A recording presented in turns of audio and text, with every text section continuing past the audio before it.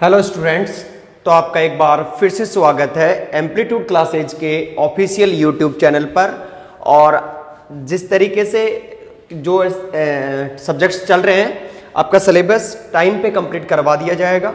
देखना, आप अभी 7 से 8 दिन वेट करो, आपको मोर देन सब्जेक्ट आपको क्लियर हो जाएंगे जितने भी सब्जेक्ट्स स्टार्ट हो रखे हैं। ठीक है, इलेक्ट्रोडायनेमिक्स में स्टार्ट हो रहा, अभी वेक्टर अलजेब्रा खत्म होने पे आ जाएगा, उसके बाद इलेक्ट्रोडायनेमिक्स से स्टार्ट हो जाएगा। सॉलिड चल ही रहा है, क्लासिकल मोस्टली खत्म हो चुका है। उसके लिए हाँ, क्लासिकल का एक टेस्ट है आपका, कल या परसों डाल दिया जाएगा। परसों होगा टेस्ट, कल आपको इन्फॉर्मेशन डाल दी जाएगी कहाँ पे होगा वो टेस्ट और किस तरीके से आपको उसको इनरोल करना है। तो जो भी मेरे से क्लासिकल पढ़े हैं वो प्लीज वो टेस्ट दें, ताकि आपको सेल्फ चेक कर सके कि कितना आप सीख पाए हैं, और उनमें कोई कुछ कमियां रही हैं तो उनको अपन आगे डिस्कस कर लेंगे। ठीक है, पहली बात सॉलिड स्टेट का कुछ पोर्शन हो गया था, आज अपन कुछ न्यूमेरिकल्स देखते हैं और उसके बाद अगला टॉपिक स्टार्ट करेंगे। ठीक है, जैसे जैसे क्रिस्टलोग्राफी खत्म होने तो उसके बाद असाइनमेंट आपको मिल जाएगा। असाइनमेंट तैयार हो रही है, कुछ टेक्निकल इश्यू की से हम थोड़ा सा बिजी चल रहे थे इस दिनों, तो इसकी वजह से हमारे पास जो असाइनमेंट है वो तैयार नहीं हो पाई। कल से अपन रेगुलर अपन आपको पहले तो कल आप कम्युनिटी में चेक करें, असाइनमेंट वो क्लासिकल का टेस्ट मिलेगा, उसके बाद असाइनमेंट मिलेगी। ठीक है, तो आज अपन नेक्स्ट इसके न्यूमेरिकल डिस्कस करते हैं। तो देखो, पहला वो न्यूमेरिकल मैंने यहाँ नहीं करवा रहा हूँ कि जनरली जैसे एफसीसी का जो पैकिंग फैक्टर है पूछ लिया, बीसीसी का पूछ लिया, सिंपल क्यूबिक का पूछ लिया, इंटर एटॉमिक डिस्टेंस पूछ ली, फर्स्ट नियरेस्ट डिस्टेंस पूछ ली, वगैरह वगैरह वगैरह, क्या वो मैं यहाँ डिस्कस नहीं कर रहा हूँ। कुछ ऐसे क्वेश्चंस हैं जिनको आपको करने आने चाहिए, तो वो मैं यहाँ डिस्कस कर रहा हूँ। पहला ही क्वेश्चन है जिसमें आपको नंबर ऑफ एटम्स पूछा है 1 mm स्क्वायर एरिया के अंदर। 1 mm स्क्वायर एरिया के अंदर नंबर ऑफ एटम्स कितने होंगे, वो भी किसके ऊपर बेस डिपेंड करेगा, प्लेन के ऊपर। तो आपको प्लेन दिए हुए हैं, 1 0 0 प्लेन दिया हुआ है, 1 1 प्लेन दिया हुआ है। अब आप देखें, यदि ये लेक्चर देख रहे हैं तो आपके कुछ समझ में नहीं आएगा यदि पीछे वाले लेक्चर नहीं देखे हैं तो, क्योंकि मैंने वहां पे डिस्कस कर चुका हूं कि ऑलरेडी नंबर ऑफ एटम्स कितने होंगे प्लेन के अंदर, एरिया डेंसिटी कितनी होगी, एरिया क्या होगा, सब मैं पहले वाले लेक्चर्स में डिस्कस कर चुका हूं। यहां पे मैं नहीं करूंगा, तो यदि ये लेक्चर देख रहे हो तो पहले वो पहले वाला देखें, उसके बाद ये इस पे आए। ठीक है, चलो देखते हैं क्वेश्चन की पहले लैंग्वेज पढ़ो। Inter atomic separation of PB crystal having FCC structure is 3.5 angstrom, then calculate the number of atoms in 1 mm square area of plane 1 0 0 1 1 plane. पहले क्लियर कट बात देखो, क्या दिया हुआ है कि इंटर एटॉमिक सेपरेशन दिया हुआ। इसका मतलब इंटर एटॉमिक सेपरेशन क्या होता है, मैंने बोला था जो लेटिस कांस्टेंट होता है वही होता है। तो इसका मतलब आपका जो इंटर एटॉमिक सेपरेशन है वो 2r है। क्लियर हुआ? और उसकी वैल्यू आपको भाई साहब इसने दे दी है पहले से ही, कितनी, 3.5 एंगस्ट्रम गिवन है। क्या है? गिवन है। पहला क्वेश्चन आराम से करें, उसके बाद आप फटाफट भी कर सकते हैं कोई क्वेश्चन। ये क्वेश्चन में ऑलरेडी गिवन है। ठीक है, उसके बाद क्वेश्चन में क्या बोला गया है, then calculate number of atoms in 1 mm square area, plane इतने इतने के लिए। ठीक है, तो उसके लिए आपको प्लेन का एरिया चाहिए। पहली बात वो मैं डिस्कस कर चुका हूं प्रीवियस लेक्चर में, यहां भी थोड़ा बताएंगे बट पहले कर चुका हूं। तो एरिया के लिए आपको क्या चाहिए, उसकी साइड चाहिए, यानी ए चाहिए। तो ए और आर में रिलेशन किसके लिए अलग अलग होता है, एफसीसी के लिए अलग, बीसीसी के लिए अलग और सिंपल क्यूबिक के लिए अलग। तो यहां आपको क्लियर कट उसने बोला है कि कौन सा स्ट्रक्चर है, एफसीसी। तो भाई साहब याद करो, एफसीसी के अंदर और इंटर एटॉमिक सेपरेशन और ए के अंदर क्या रिलेशन होता था जी, 2r इक्वल्स टू अपन ये लिखते थे a/√2 लिखते थे कि नहीं लिखते थे, बहुत बार लिखा, ये था ना। तो अपने को तो a चाहिए क्योंकि एरिया चाहिएगा प्लेन का, और 2r और √2 ये आपका, और किस में आएंगे, क्योंकि 2r किस में, एंगस्ट्रम में, तो एंगस्ट्रम में आएगा। ठीक है, तो देखो a इक्वल्स टू 2r की वैल्यू कितनी है, 3.5 इंटू √2 की वैल्यू कितनी होगी, 1.414, और किस में आएगा, एंगस्ट्रम में। तो जैसे ही इसको सोल्व करोगे तो आपके पास वैल्यू कितनी मिलेगी, a इक्वल्स टू 4.94 एंगस्ट्रम। देखो मैं डायरेक्ट इस क्वेश्चन को सोल्व कर चुका हूं पहले, इसलिए मैंने इसको डायरेक्ट लिख दिया। ठीक है, ऐसे नहीं है कि मेरे उपज गया दिमाग में या मेरे को रोबोट वाला दिमाग लगा हुआ है, ये ऐसा कुछ नहीं है। ठीक है, या ऐसा कुछ भी नहीं है, कोई इंजेक्शन ले लिया हो, ऐसा कुछ नहीं है। ठीक है, ये क्या है, मैंने पहले ही सोल्व कर लिया इस क्वेश्चन को, इसलिए देखो हार्ड वर्क तो खुद को भी करना पड़ता है। देखो कुछ भी हो, आप भी कर रहे हो, हम भी कर रहे हैं, तो सभी को करना होता है। एक्चुअली मैं यहाँ पे कैलकुलेशन करके दिखाऊंगा आपको तो टाइम लग जाएगा, इसलिए मैं आपको ज़्यादा टाइम वेस्ट ना करके मैं अपना खुद का काम पहले ही सोल्व कर लेता हूँ। एक्चुअली 4.94 एंगस्ट्रॉम आएगी, बट देखो कहाँ, जब आप गेट के अंदर ऐसे क्वेश्चन को करोगे, गेट के अंदर क्वेश्चन को करोगे तब आपके पास कैलकुलेटर अलाउ होगा, केएलसी अलाउ होगा, बट जैसे ही आप CSIR नेट के अंदर ऐसे क्वेश्चन करोगे तो आपको कैलकुलेशन आनी चाहिए। इसका मतलब आपकी जो मैथमेटिकल कैलकुलेशन है, मैं बार बार हर वीडियो में बोल रहा हूं कि मैथमेटिकल कैलकुलेशन क्या होनी चाहिए, अच्छी होनी चाहिए। तो क्या करो, मैथमेटिकल कैलकुलेशन अच्छी करोगे तो डेफिनेटली इतने इजीली आप क्या कर सकते हो, कैलकुलेशन कर सकते हो। क्लियर हुआ? तो ए की वैल्यू कितनी आ गई, 4.9 एंगस्ट्रॉम। ठीक है, इसके साथ अपने को अब बात करते हैं, पहले किसके लिए पूछा है भाई साहब, पहला पूछा 100 प्लेन। FCC के अंदर 100 प्लेन में बनवा चुका हूं प्रीवियस लेक्चर में, आप चेक करें जाके। ठीक है, तो 100 जो प्लेन है वो कुछ किस तरीके से बनता है ये आपको भी पता है।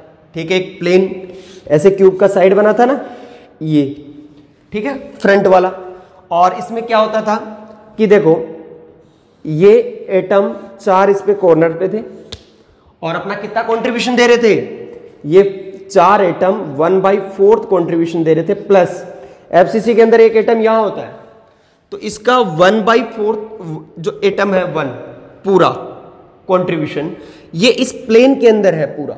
देखो वैसे तो फेस के ऊपर होता है वो 1/2 एटम कंट्रीब्यूशन करता है, बट क्या होता है वो यूनिट सेल के अंदर करता है। ये अपन एक प्लेन ले रहे हैं और इस प्लेन के अंदर पूरा ये एटम अंदर आ रहा है, इसलिए एटम को अंदर रखा जाता है 1 पूरा, इसलिए n की वैल्यू कितनी आई 2। मैंने जनरल बता दिया, पीछे भी निकलवा चुका हूं। मतलब 100 प्लेन के अंदर जो इफेक्टिव एटम आते हैं वो कितने आते हैं, 2 एटम आते हैं। क्लियर हुआ? एरिया क्या होता है इसका, दोनों साइड ए होती है, तो एरिया क्या हो गया, a² हो गया। इसका मतलब आप 100 प्लेन के लिए एरिया जब फाइंड आउट करोगे तो क्या करना होगा आपको, a² करना होगा, a²। अब एक चीज हो, जनरली आप देख लो जो एक एंगस्ट्रम है उसको, क्योंकि देखो एरिया किस में दिया हुआ है, mm में दिया हुआ है, तो आप एंगस्ट्रम को भी mm में राइट डाउन कर सकते हो। एक एंगस्ट्रम बराबर mm कितना होता है, -7 mm, यही होता है।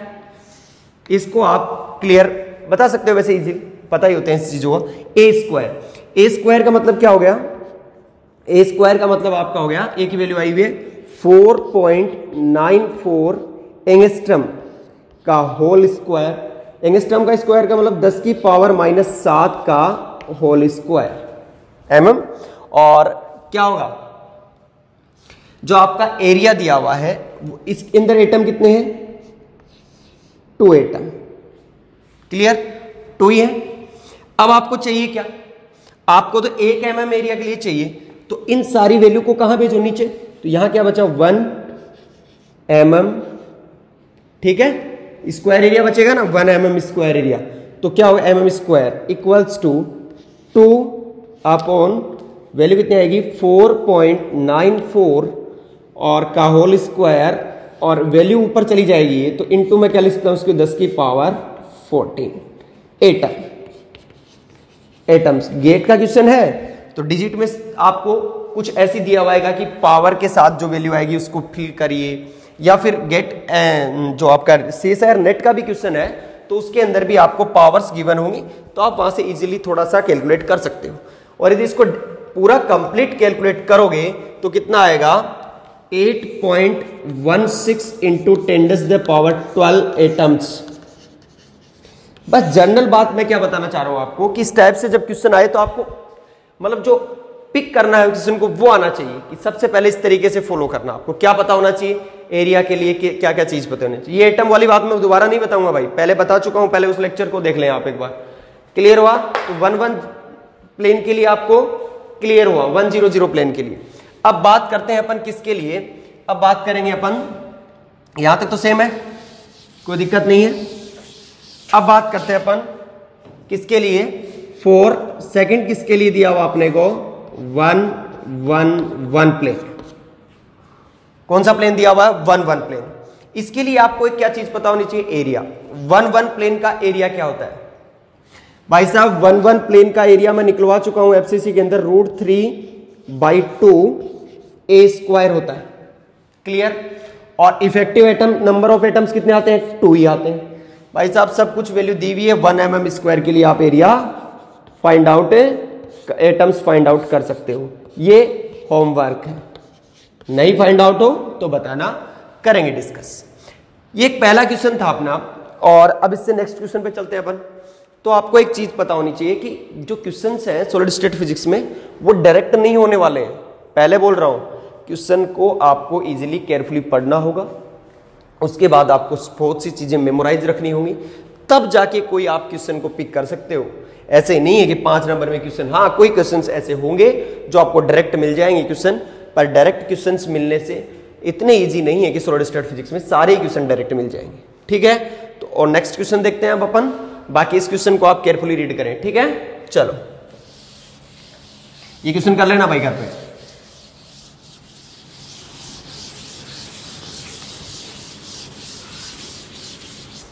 एक क्वेश्चन और देखते हैं अपन नेक्स्ट, जो कि सिंपल क्वेश्चन है, उसी को देखते हैं। देखो क्या दिया हुआ है, alpha CO has HCP structure and with lattice specific, क्या दिया हुआ आपका, दिया हुआ है of AH equals to 2.51 angstrom and height equals to C equals to 4.07 angstrom and beta CO is FCC with cube side 3.5 angstrom. Calculate the ratio of density, आपको ratio find out करना है डेंसिटी का। तो मैं जो पहले वाला lecture था उसमें आपको बता चुका हूं कि किस तरीके से अपने को डेंसिटी फाइंड आउट करनी है। तो आप क्लियर आप ये पता कर सकते हैं कि ये कैसे फाइंड आउट होगा। देखो आपको क्या पूछा है, पहले क्वेश्चन में पूछा क्या है, देखो आपको पूछा रो डेंसिटी किसका, आपको पूछा है, मतलब आप ऐसा H/ρ और C ये पूछा है, यही तो पूछा है। रो H का मतलब हेक्सागोनल दिया हुआ ना, HCP hexagonal packed structure, close packed structure, और रो C यानी FCC वाला, ये पूछा आपको। इसका रेशियो क्या होगा, तो इसको रेशियो निकालने के लिए आपको पहले पता होना चाहिए कि रो कैसे फाइंड आउट किया जाता है, और मैंने पहले लेक्चर्स में यही पता करना सिखाया भी है डेंसिटी किससे। रो का मतलब क्या है, number of atoms, number of atoms upon क्या, वॉल्यूम ऑफ, ठीक है, इसी तरीके से फाइंड आउट किया जाता है। तो एक चीज देखो, आपको सबसे पहले यदि मुझे फाइंड आउट करना है रो H, पहले देखो क्या क्या गिवन है, पहले ये चीजें कंफर्म कर लो। आपको दिया हुआ है AH 2.51 एंगस्ट्रम, उसके साथ साथ हाइट दी हुई है C, कितना दिया हुआ है, वैल्यू दी हुई है 4.07 एंगस्ट्रम। ठीक है, अब देखो उसके साथ साथ आपको बीटा सो FCC के लिए क्यूब साइड कितनी दी हुई है, यानी A की वैल्यू कितनी दी हुई है 3.55 एंगस्ट्रम। क्लियर हुआ, ये चीजें क्यों दी हुई है अपने को, क्योंकि यही यूज होने वाली है। देखो सबसे पहले मुझे रो C निकालना हो, मान लो क्या निकालना हो, रो C FCC के लिए। तो डेंसिटी क्या होती है, number of atoms, effective atoms, number of effective atoms क्या होते हैं, जो FCC के अंदर मैंने फाइंड आउट करके बताए थे। कितने आते हैं number of effective atoms, 4 upon volume of unit cell, और वॉल्यूम FCC क्या होता है A³ यानी A³। इसका मतलब आपको A³ पता है, साथ में ही आपको A की वैल्यू गिवन है, आप फाइंड आउट कर सकते हो। अब अपने को रो H चाहिए, यानी हेक्सागोनल के लिए। हेक्सागोनल के लिए आपको इफेक्टिव एटम्स कितने निकलवाए थे मैंने, 6। देखो ये चीजें मैं बार बार डिस्कस नहीं करूंगा क्वेश्चन में किस तरीके से 6 आए, पहले प्रीवियस लेक्चर देखें, उसके बाद ही इस जो लेक्चर है इसको कंटिन्यू करें। ठीक है, 6। उसके बाद अपना क्या होता है, वॉल्यूम ऑफ यूनिट सेल। तो वॉल्यूम ऑफ यूनिट सेल का मैंने हेक्सागोनल के लिए वॉल्यूम कितना निकलवाया था, 3√3 अपॉन 2 और A और H² और C, मतलब जनरली A जो H आपका यहां पे गिवन है, यानी H इसके लिए गिवन है, तो ये आपका रो H है। अब तो कोई प्रॉब्लम ही नहीं है। बट देखो ये क्वेश्चन करने से पहले आप कंप्लीट इसका सॉल्यूशन कर सकते हो, आप इसका रेशियो निकाल लो, इजीली कैलकुलेट कर सकते हो, क्योंकि A की वैल्यू है आपके पास, ये रही AH की वैल्यू है और C की वैल्यू फाइंड आउट कर। पर एक जनरल तरीके से एक चीज देखो, क्या HCP क्लोज्ड पैक्ड स्ट्रक्चर होती है? HCP क्लोज्ड पैक्ड स्ट्रक्चर होती है। उसके साथ साथ क्या है कि जो FCC होती है वो भी क्लोज्ड पैक्ड स्ट्रक्चर होती है। क्या होती है? तो कुछ ही दोनों ही क्लोज्ड पैक्ड स्ट्रक्चर है, इसका मतलब इनका जो पैकिंग फैक्टर है वो भी मोर देन अप्रोक्सीमेट सेम आता है। तो इसके लिए अपने को रो एच और रो सी की जो, और ये क्या है भाई, डेंसिटी क्या होता है जनरली आप क्या करते हो, रो बराबर एम अपॉन वी तो करते हो, कितना एक यूनिट वॉल्यूम के अंदर उसके अंदर घिरा हुआ है। तो इसका मतलब दोनों ही क्लोज्ड पैक्ड स्ट्रक्चर है। तो आपको एक जनरल आइडिया लग जाना चाहिए कि इनकी जो डेंसिटी है, उनका जो रेशियो है वो मोर कंपेरेबल टू 1 आएगा, यानी 1 के इक्वल आएगा कंपेरेबल। वैसे आप इसको सोल्व करोगे तो 0.999 मिलेगा आपको, बट ये किसके कंपेयर मान सकते हैं अपन, 1 के। क्यों? क्योंकि ये क्या है, क्लोज्ड पैक्ड स्ट्रक्चर है। तो यहां पे आप इससे क्वेश्चन को सोल्व ना करके ऑप्शन से भी टिक कर सकते थे। ऑप्शन गिवन थे इसके अंदर 1, 0.923 और 4 और 0.88। तो यहां से आप कंपेरेबल आप टिक कर सकते थे कि ऑप्शन फर्स्ट क्लियर है। तो ये आपका एक क्वेश्चन था। मैंने आज ये वीडियो जनरली बनाया है, ठीक है, कहीं आया हुआ हूं इसलिए बनाया। आपको सॉलिड स्टेट फिजिक्स के जो लेक्चर्स हैं वो 21 से मिलेंगे रेगुलर, ठीक है। कुछ प्रॉब्लम की वजह से, टेक्निकल इश्यू की वजह से आपको इलेक्ट्रोडायनेमिक्स के लेक्चर्स मिल रहे हैं, साथ साथ में आपको इलेक्ट्रॉनिक्स के लेक्चर भी मिल रहे हैं और क्वांटम के लेक्चर भी मिल रहे हैं। 21 तारीख से आपको सॉलिड के लेक्चर भी मिलने प्रारंभ हो जाएंगे और वो भी टाइमिंग फिक्स कर दिया जाएगा, ठीक है। मे बी आशीष सर 1 ही 2 दिन में इंपॉर्टेंट मैसेज के अंदर आपको टाइमिंग बता देंगे कि किस किस टाइम पे कौन कौन से सब्जेक्ट के आपको लेक्चर्स मिलेंगे। तो उन लेक्चर्स को आपको टाइम शेड्यूल डाल लेना है। नोट्स सभी बनाए भाई, अपने खुद के नोट्सों से बेटर कुछ भी नहीं होता है, इसलिए बार बार बोल रहा हूं नोट्स अपने खुद के प्रिपेयर करें। उसके बाद क्लासिकल का टेस्ट मैं अनाउंस कर चुका हूं, 101% टेस्ट है। जो भी स्टूडेंट अपने इच्छुक है टेस्ट दे, अच्छा टेस्ट होगा। और आपको जो डिटेल, आपको कोई मेरे को सेंड करने की जरूरत नहीं है, आपको वहीं आपको आपका रिजल्ट शो कर दिया जाएगा, ठीक है। तो मुझे कुछ भी नहीं पता चलेगा, आपको खुद को ही हो, कोई टेंशन नहीं बात। और इससे डरना नहीं है, खुद सेल्फ टेस्ट करोगे तो आज फेलियर हो रहे हो कल नहीं होगे। यदि आज फेलियर होगे, आज यदि आप ये चाहते हो कि मैं खुद सक्सेस हो जाऊं, तो आगे फेल होने की संभावना ज्यादा बढ़ जाएगी। कोई टेंशन नहीं है, गलत हो रहा तो होने दो, 1 हो रहे हैं, 2 हो रहे हैं, 3 हो रहे हैं, यही हो रहे हैं ना, आगे तो नहीं होंगे ना, तो कोई टेंशन नहीं है। टेस्ट जरूर दें। और टेस्ट सबसे बड़ा अपना जो सेल्फ मोटिवेशन रहता है वही होता है। जो बच्चा टेस्ट रेगुलर देता है उसको खुद को पता रहता है कि कितना मैं क्या कर रहा हूं। दूसरे से कोई कंपेयर नहीं करना है, खुद को आगे लेके जाना है। तो इसलिए जरूर आप अपना टेस्ट दें। उसके साथ अपन नेक्स्ट वीडियो में मिलेंगे। 21 तारीख को मैं वीडियो अपलोड करूंगा, उससे पहले सॉलिड स्टेट फिजिक्स का कोई भी वीडियो अपलोड नहीं होगा, ठीक है। ध्यान रहे, कुछ प्रॉब्लम्स है वो, पर आपके लेक्चर्स तो चल ही रहे, ऑलरेडी 3 सब्जेक्ट के लेक्चर डेली अपलोड हो रहे हैं, तो आप उनको पहले कवर करें, उसके साथ साथ सॉलिड भी करवा दी जाएगी, ठीक है। क्लासिकल का पहले पोर्शन करवा चुका। जो बच्चे नहीं जुड़े हुए, हमसे नए जुड़े हैं, वो क्लासिकल की प्लेलिस्ट में जाके अपनी पूरी क्लासिकल मैकेनिक्स पहले कर सकते हैं, ठीक है। एक एक क्वेश्चन करवाया हुआ, असाइनमेंट्स भी उसके अंदर क्वेश्चन भी डिस्कस किए हुए, तो पहले करें, ठीक है। धन्यवाद, मिलेंगे नेक्स्ट वीडियो में। जय हिंद।